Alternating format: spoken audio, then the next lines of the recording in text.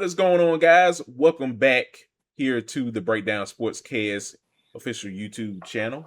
I'm your host, Kory Willis, alongside my good friend and co-host here, Chris Bolton. And we have another ACC preview for you guys here. We are going to talk about the Duke Blue Devils, Chris. Yeah, Interesting team heading into 2026. I mean, what do you know? They won the ACC championship game last defending year. ACC Yeah. champs. That's crazy to say if you're a Duke fan and you're watching college football year in and year out, that the Duke Blue Devils won the ACC championship game last year. But a new year, Chris, hmm bodes for new talent. You have some guys that are going to be some fresh faces in this Duke Blue Devils program, and heralded by none other a coach that we know, Chris Manny Oh yeah, Diaz, yeah. Hey, like well, multiple stops at Mississippi State. yeah. Hey, look. You remember the Birdman clip when he pulled up on Charlemagne and them, the Breakfast Club? Put some respect on my name. Hey, Exactly. we got to put some respect on Manny Diaz's name, man. He's out here doing the thing with Duke. Yeah, he is. He is. So, you gotta give him props. Gotta give him props, Chris. He bowls a 18-9 record as the head coach at Duke right now. So, he's doing his work right now for the Blue Devils. So he's trying to make things happen. Things didn't go, his way when he was at Miami. But now, he's trying to do some big things for the Duke Blue Devils. So overall, Chris, what are we looking at this season with this team? I mean, we have a brand new quarterback Yeah. now for the Blue Devils. What we hope it looks like it's going to be Walker Ejett, if I pronounce his name correctly. Quarterback used to be at San Jose State, did some big hmm things there um, for that team. But overall, what are we looking at for this Duke Blue Devils team in 2026? Yeah. So, like you mentioned, I believe it's Walker Egan, if I'm not mistaken. Yeah, Egan. So, in is Egan, and you know, out is Darian Menza. I Hmm. mean, you just mentioned Miami.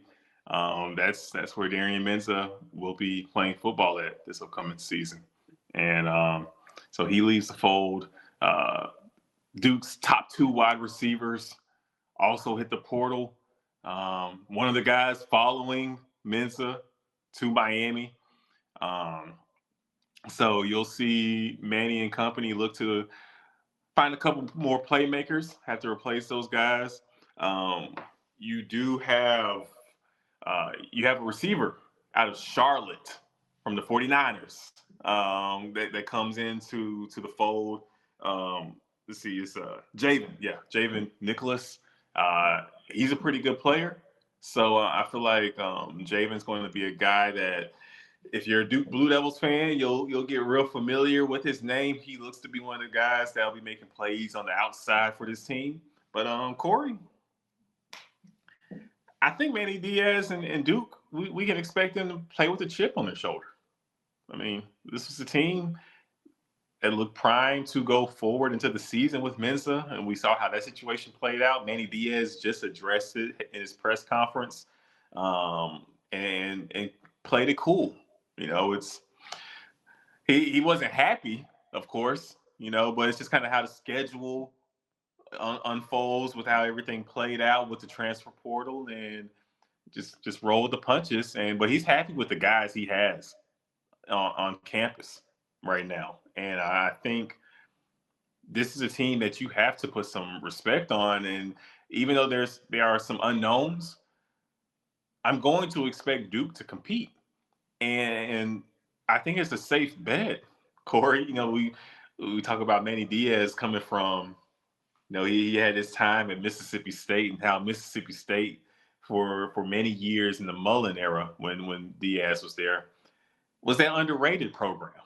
And no matter where they were picked preseason, they overachieved. I feel like we can expect that from Duke. No matter what your expectations are for Duke, I think it's a safe bet to say this team will play better than what you think. And so I expect Manny Diaz to have these guys locked in. I expect Duke to play sound football. And I'm going to trust the evaluations of this staff. I think Egett did showcase he can make plays, especially if you watch that Texas game when San Jose State came to town, was in Austin, played UT. Game was a little closer than anticipated for a lot of it. So I think there's guys here that Duke will be able to make plays with, and I think this will be a good sound team, Kory. I have all the respect for what the Blue Devils are doing. Yeah, I think you're absolutely right, Chris. Manny Diaz, definitely a coach with a big chip on his shoulder. Always has had that chip on his shoulder since we've known him. Coaching college football.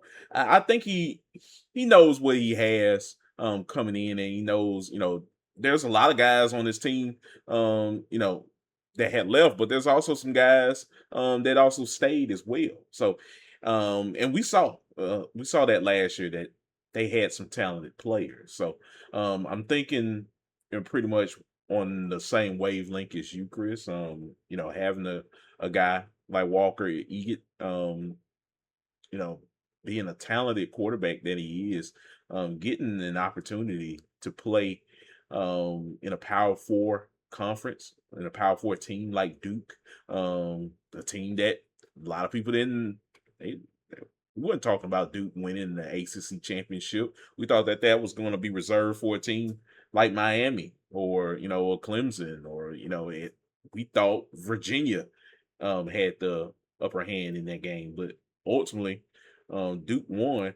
Getting into a system, into a program like that under Manny Diaz can bode well for a guy like Egett and some of these other players as well. And I know you had mentioned the wide receiver for Charlotte, Javen Nicholas. A guy like him, another opportunity to get to a bigger program to showcase that talent. So I think overall, offensively, I think they have an opportunity to do some big things um, this season in 2026. Still have to play the games for sure, but I do.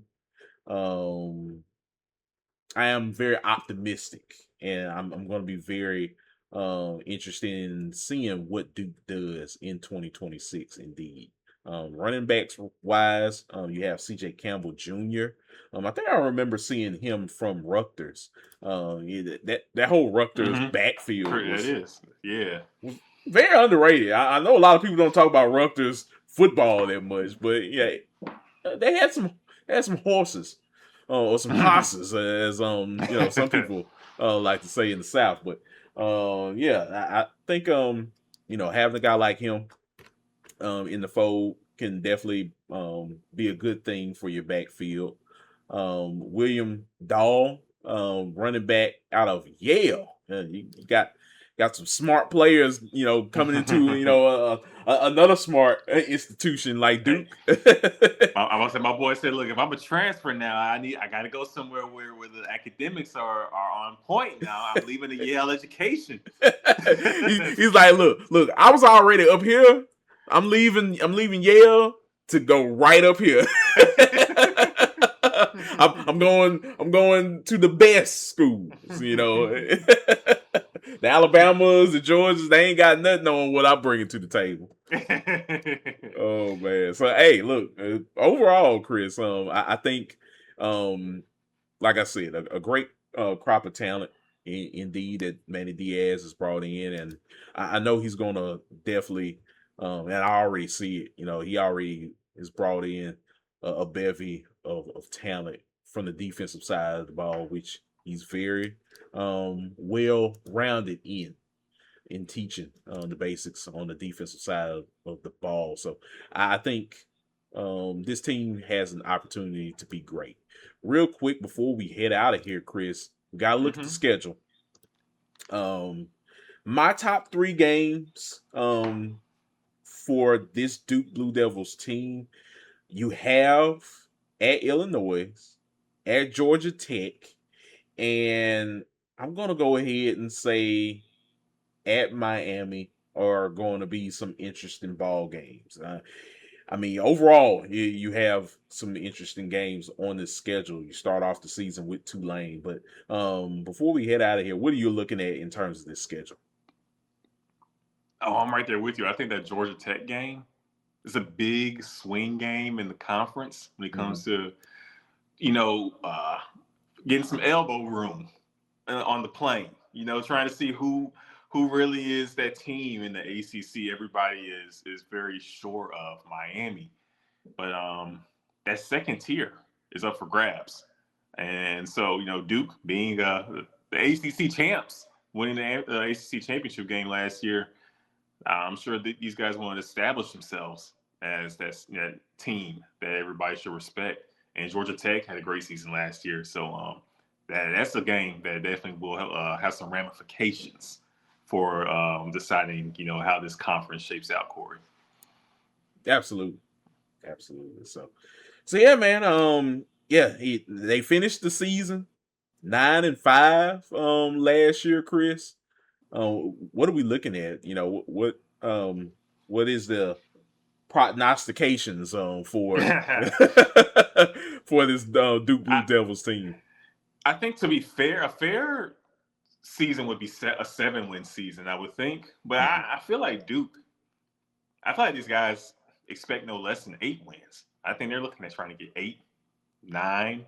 Be quite frank with you, they're probably in the locker room preaching double digit wins. Like these, what I'm saying? Like I'm pretty sure that's what they're Playoffs. striving for. Yeah, like they and for a program like that to make that leap, you have to believe that. So Mhm. I know they have their sights set for a high win total, but I think it would be a 7-win season would be very fair for some of the pieces they lost. But hey, just real quick, we got to trust the evaluations, Kory. Duke is low key a quarterback factory. You had Riley Leonard move on to Notre Dame. You had Darian Menza, who balled out at Duke, move on to Miami. So Walker Egan, based on what the staff is seeing, I feel like they know how to find QBs. So that's why I feel really good about what he brings to the table. Yeah, no, you're absolutely right, Chris. I never in a million years would I think about Duke football being a program that produces high caliber quarterbacks. But in the year of our Lord 2026, here we are. Oh man.